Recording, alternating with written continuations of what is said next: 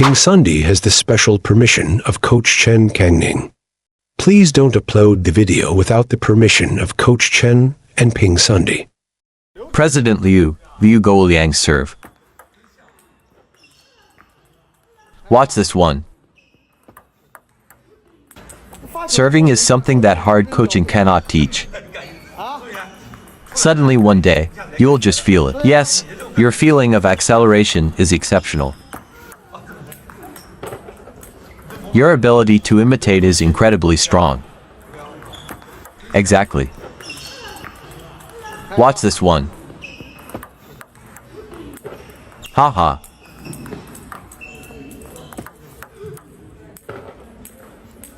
Smoothly. Why? I can come up with any style when I'm relaxed. Do you understand?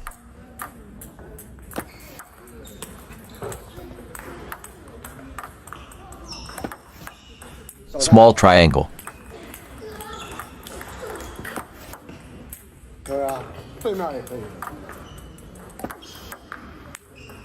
What is the second thing? You need to have the first reaction ready.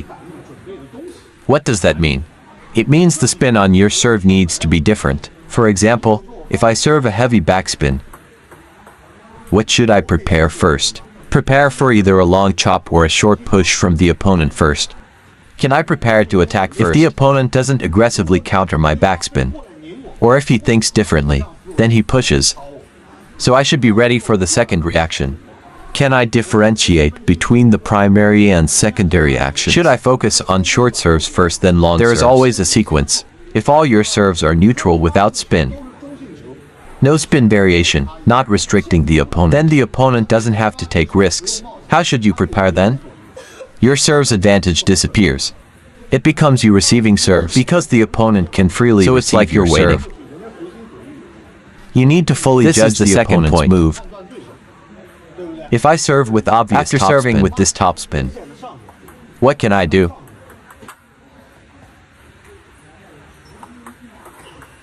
Prepare first. If he pushes or aggressively counters my serve,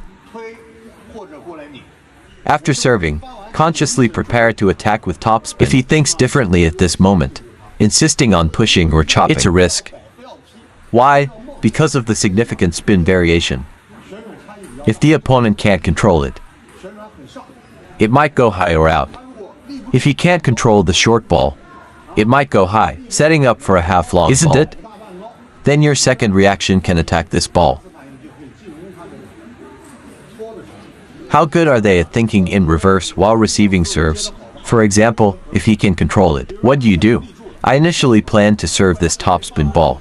I prepare to attack with topspin. He controls the spin very well. Should I react accordingly? I can slow down and spin the ball. Can I adjust accordingly? If he doesn't handle reverse thinking well while receiving, or if he's hesitant to push or chop, the reception is poor. If he plays high, I adjust my rhythm. My aggressive reaction is smooth, but I adjust my rhythm. Can I actively attack him now? Adding pressure, right? If I serve side topspin, he returns short. If he controls me, I'll push back. Or should I counter loop instead? Or go for a loop drive?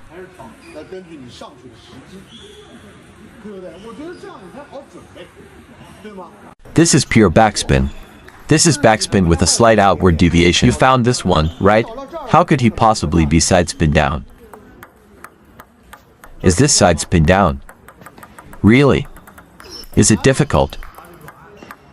Is it difficult? Isn't this side spin down? This one is side spin up. Why can't I find the one I'm looking for? Finding the outer middle, is it side spin up? I'm looking for the outer bottom. What about this? That's clearly side spin down. Is it side spin down for the outer bottom? Outer middle. Side spin up at the outer bottom. Side spin down.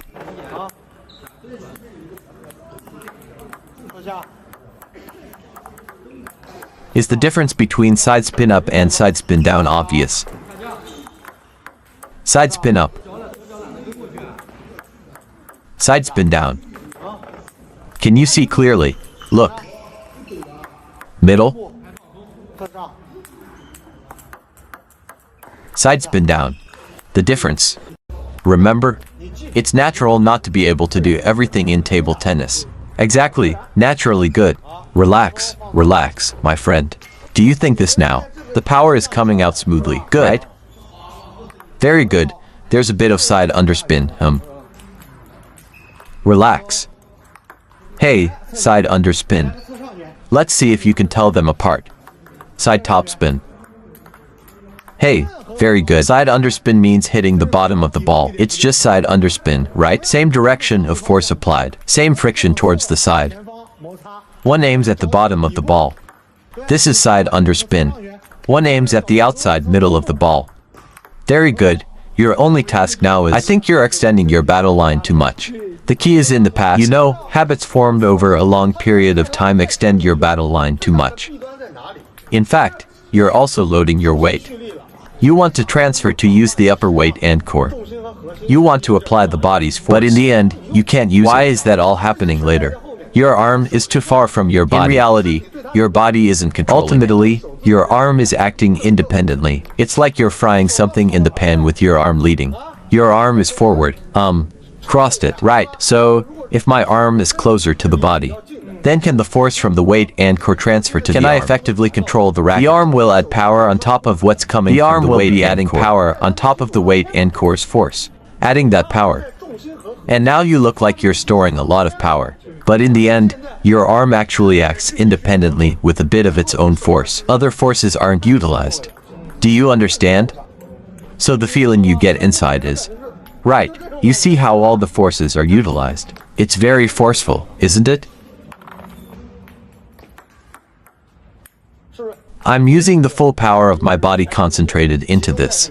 And you, during preparation, act quite fiercely. Just from your arm, right? Shouldn't the power be sent out? Understood. You must dare to play at the edge. You can't possibly block every ball. If this ball is far from the net. Right, so he played it from the sideline. So if you're lifting every ball, that's unrealistic for a small triangle close to the net. You can lift those. Right, but what about a long triangle? If you're trying to lift from this position, do you think it's easy to lift? It's quite difficult, right? So what should you do? Wait for it. You should maintain some distance. Without any distance, it's a broken wrist. Maintain a bit of distance. Should you weight lower? Okay, weight lower for a better trajectory. The ball will hug the sides. And when you try to hit it, you're taking too much risk. Just wait half a beat. Wait until there's some distance. You need to dare to wait. Hey, give it a try. Can I create a curve from under the table? Can you see it clearly or not? Oh, right. Oh yeah, very good. Very good, it landed close to the net. Right, it's really short and came in. That's right, it's really short and came in. Can you use your left foot? Right, very good, it really came in to short. Right here. Wait for a moment, that's right. The opponent is playing low and fast. Right. You need to adjust it. Very good. Very good, got it in short. You see, both are triangles. One is closer to the net. A short triangle. I can step around. Left foot forward. How should I play it? The first bounce was really long, and you need to wait half a beat to hit it. Unless the ball is particularly high and long. But if the topspin is low, then I should wait a bit longer. Even if the point of contact is low. Similar to when you create a curve. I'm hitting a low topspin. It's different, right? Don't you think handling the ball this way is logical? If it's underspin or heavy backspin, the blade should be angled towards the back and downward. This is a detail that matters. If it's obvious side spin, your blade should not drop. It must go towards the side and back. Because that way, as you can see, look at the backswing. Why do I do this? I have this force here. It's definitely capable of creating a curve, right? Could I not manage to? How do I produce the arc? Because I'm already influenced here, without my conscious will. What to do then? The initial motion must be different, right? And the blade goes towards the back. One goes towards the side and back, you see, one already. See, one aims at the back and this one is pure back. Even if the blade comes a bit more it's forward, still pure back. Why so? Of course, you want to create a curve naturally. So if someone receives a serve, he's settled on a particular style. If he sees others twiddle, he follows along and learns. Twiddling and just shaking like hands. For such players, twiddling the underspin is definitely lacking.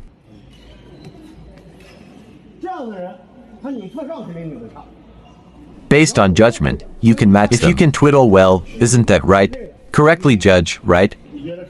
With underspin. Yes, you need to put in the effort. If you can't turn it back, at least you can put some underspin on it. With topspin. Do you have to press down? Twisting the actually, it's not related to your previous racket form. When facing this kind of serve, you don't grasp how to twiddle. How to twiddle topspin. So when you see the ball, you get a little nervous. J. Right.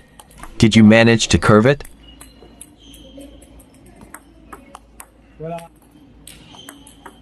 Right, it's quite obvious, right? That's it. Exactly, right?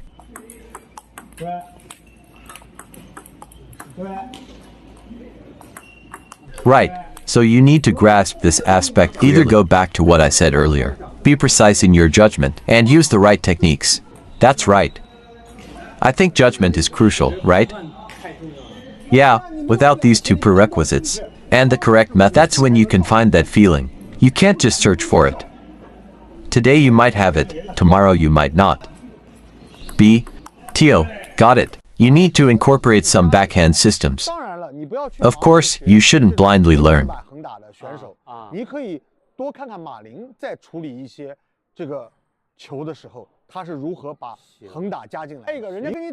When someone plays against you, just serve like this. The opponent stops.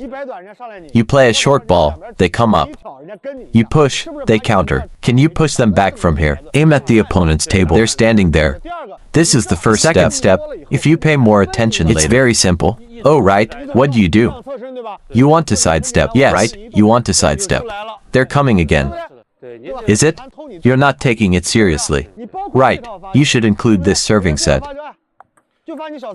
They serve to your backhand. You can only use your backhand to return. You're not comfortable with the backhand. Even if you fight with all your might, they can still counter and steal a point from you.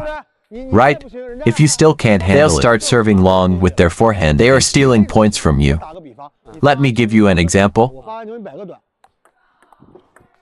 Oh, what do? I won't push it too much. You try to sidestep forcefully. If you can't maintain the quality. Ah, what do we do? Yes, yes. Right, because you're facing now. More and more young players. They all use the horizontal or the advanced straight racket style. They attack from both sides against you. Isn't that right? Normally, you can practice with others more often. Actually, after practicing playing short, you'll move on to your next stroke. How do you react to that? After practicing that, let's give it a try, okay? Right. I don't want you to just hit the ball back mindlessly. When dealing with controlling the ball. Right. Keep focus. You need to focus, right? This way you can control the ball properly. You need to keep focus. Right. Keep focus. This way you can maintain the ball properly. Yes, and that. Without the proper technique. Go back and practice, right? I don't want you to play horizontally. What about defending from backhand? Topspin and side spin shots. Yes, right? That's right. Right. No need for a prolonged rally. I only need you to add an attacking stroke. And now, I don't need you to be stable, but to be aggressive. Just like this, that'll work. Pressure them, then play a forehand. Otherwise, this one step affects your entire gameplay. If you're stuck in this one step, there are limitations. I want you to push the whole table. If you get stuck at this step, they will easily catch you, unless they are not at that level. Right. Got it? Can you see that? Oh, I might still push you. Maintain. Just maintain. Let's practice this. This plan, I often practice with team members. Very good. Play short. Don't play too long. You need to be able to do this. It's okay. Be bold in attack. You see they're pushing. Add another stroke to it. Right. Okay. Very good. Very good. Keep it up. Read more about table tennis on my blog, PingSunday.com. Get free ebook and coaching advices. See you in the next video.